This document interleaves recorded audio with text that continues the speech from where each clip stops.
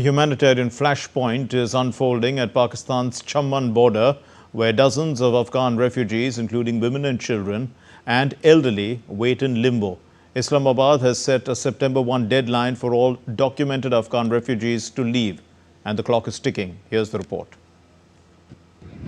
At Pakistan's Chamman border in Balochistan, women clutching children, elderly men leaning on sticks, dozens of Afghan refugees standing in the soaring heat, hoping to cross into Afghanistan. Their time is running out. Islamabad has given all documented Afghan refugees until September 1st to leave.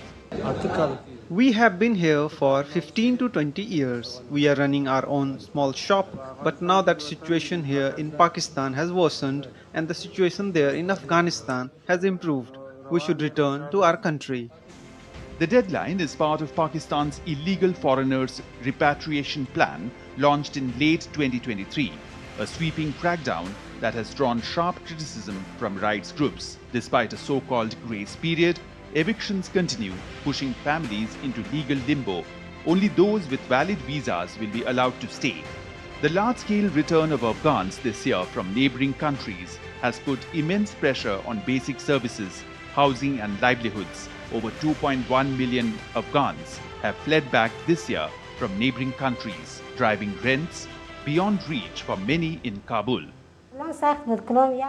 Overall, it was difficult. I stayed at my sister's house for a week while searching for a place to live. The rent was too high. You couldn't find any houses for 4,500 to 5,000 Afghanis.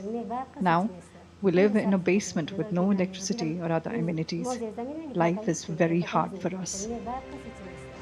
Aid agencies warn the wave could further destabilize the fragile nation. UN Refugee Agency UNHCR said, given that those holding POR cards have been recognized as refugees for decades, their forced return is contrary to Pakistan's long-standing humanitarian approach to this group and would constitute a violation of the principle of non-refoulement. UNHCR also expressed concern about women and girls forced to return to a country where their human rights are at risk, as well as other groups who might be endangered. Amish Mahajan's report for DD India.